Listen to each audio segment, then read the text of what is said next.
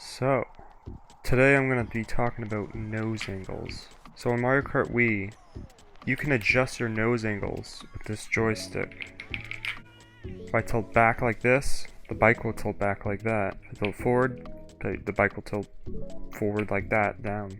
And then you can kind of adjust left to right while you're in the air too. So like for example, I can adjust left like that before I go off the ramp.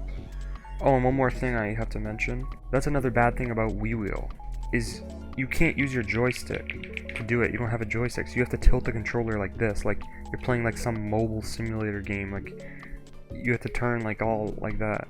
So that's one thing that makes Wii Wheel even harder. If you want to tilt down, you have to actually do this, and then also, yeah, it gets messy. But basically, you've probably heard this a million times, but in this game, you go faster on the ground than you do in the air. So you want to negate as much airtime as you can. So when you tilt down like this, watch as I go off the ramp, you get to the ground a lot quicker. When I tilt up the whole way, you stay in the air a lot longer.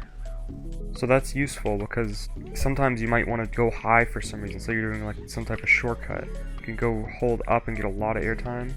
Most of the time though, you're just going to want to tilt down like this to get the least amount of airtime. I've never heard anyone talk about nose angles before, but I think it's super important. The game gives you so many options like that.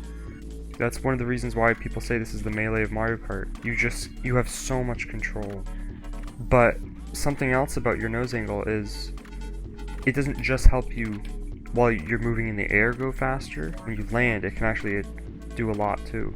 So, like I said earlier, you go faster on the ground than in the air, so any bounces or anything you get, that's going to really decrease your speed, especially if you're on a boost. But depending on the angle of the ramp, this one's really high, so if I tilt down, I'm probably going to get bounce. No bounce. Why? You're ruining my video. Like that. Big bounce at the end. That wasn't that noticeable, honestly. But a lot of the ramps in this game, you can get big bounces off like this. Still no bounce, come on game. But yeah, the thing is, you can land on your back wheel instead. It's way more consistent than tilting down.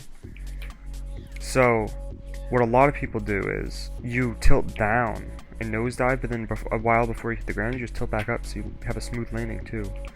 So that was a really bad example.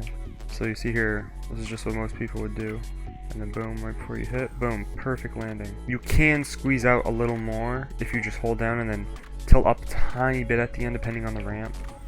The nose angle really depends a lot on the ramp too. So if I go off this ramp, see I can tilt up at the end a little bit.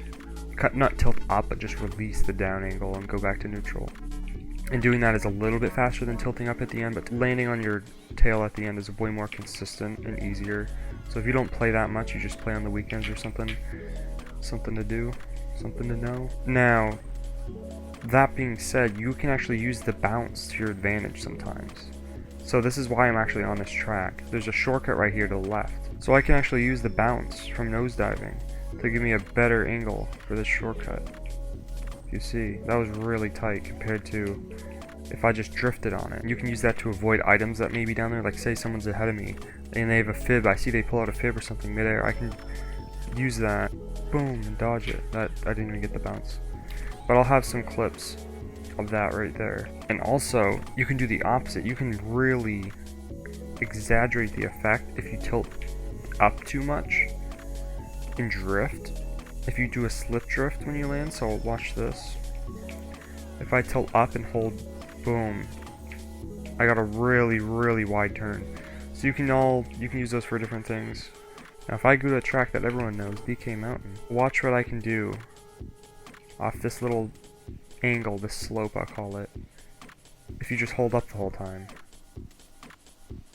Oh, a full 360. So the strat for this track is a drift over here and then wheelie off this ledge and hold down, so you still are facing at the perfect angle for this next turn.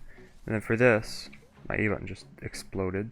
So I went really straight because I held down on the thing. I put my nose down, and then holding back does the complete opposite and spins you right around. Whatever you want, you can use this. Turn to the right, good alignment. So yeah, you can screw with all that stuff. All options.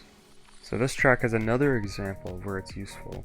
So for the turn skip, I probably won't even be able to make it since I'm recording, but you hold down. It's just like the DK Mountain thing.